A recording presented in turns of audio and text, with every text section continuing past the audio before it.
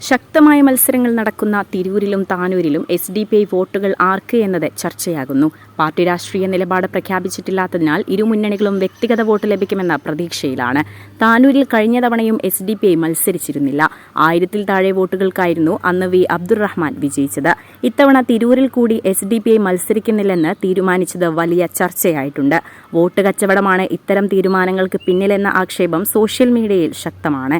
2021-ൽ തിരൂരിൽ അഷ്റഫ് ആയിരുന്നു SDPI സ്ഥാനാർത്ഥി. 2712 വോട്ട് അഷ്റഫ് നേടിയിരുന്നു. 5000-ലേറെ വോട്ടുകൾ SDPIക്കുണ്ടെന്നാണ് മറ്റ് പാർട്ടികളുടെ കണക്കുകൂട്ടൽ. അതിനാൽ ഇത് സ്വന്തമാക്കാനുള്ള അണിയറ ചർച്ചകൾ നടക്കുന്നതായി വിവരമുണ്ട്.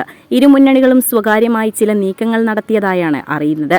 2 മണ്ഡലങ്ങളിലും ഓരോ വോട്ടും 2 മുന്നണികൾക്കും നിർണായകമാണ്. തിരൂരിൽ മന്ത്രി വി അബ്ദുറഹ്മാന്റെ കടന്നുവരവോടെ അതിശക്തമായ മത്സരമാണ് നടക്കുന്നത്. അവസാന മണിക്കൂറുകളിലാണ് തിരൂരിലേക്ക് വി അബ്ദുറഹ്മാനെ CPM പ്രഖ്യാപിച്ചത്. നേരത്തെ വനിതാ സ്ഥാനാർത്ഥിയെയാണ് CPM പരിഗണിച്ചിരുന്നത്. പിന്നീട് മറ്റു ചില പേരുകളും ഉയർന്നു വന്നെങ്കിലും ഒടുവിൽ അബ്ദുറഹ്മാൻ കടന്നുവരികയായിരുന്നു.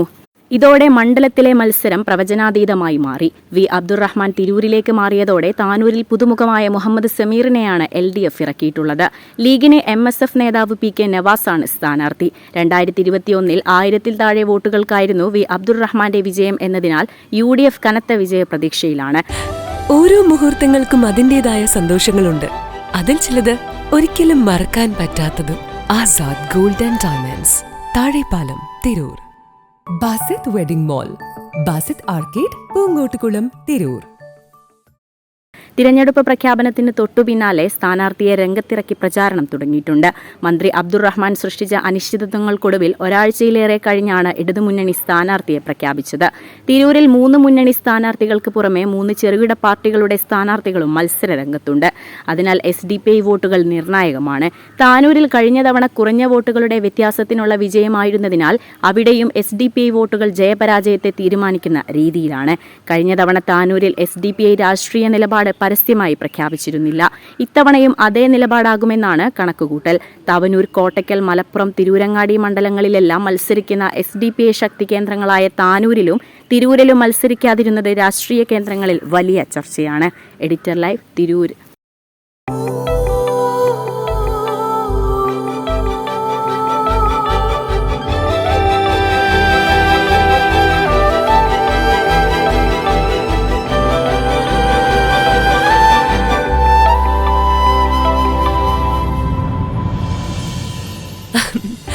ഓരോ മുഹൂർത്തങ്ങൾക്കും അതിൻ്റെതായ സന്തോഷങ്ങളുണ്ട്. അതിൽ ചിലത് ഒരിക്കലും മറക്കാൻ പറ്റാത്തതും.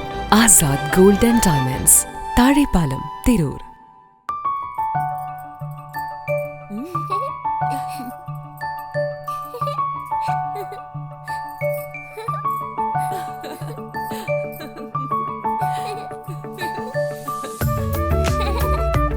ചില നോട്ടങ്ങൾ പറയാതെ പറയുന്ന ഓർമ്മകളാണ്.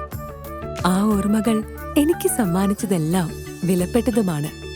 ബാല്യം മുതൽ മൂല്യമുള്ള ഇഷ്ടങ്ങളെ എന്നെക്കാളും അറിയുന്ന എന്റെ കുടുംബവും വിശ്വാസത്തിന്റെ മുഖമുള്ള ബാസിത് വെഡിംഗ് മോൾ പോലെ എത്രയോ സുന്ദരമാണ്. അതെപ്പോഴും കൂടെ ഉണ്ടാവുമെന്നത് ഞങ്ങളുടെ തീരുമാനമാണ്. ആ തീരുമാനം നിങ്ങളുടെ ഇഷ്ടങ്ങളാവട്ടെ.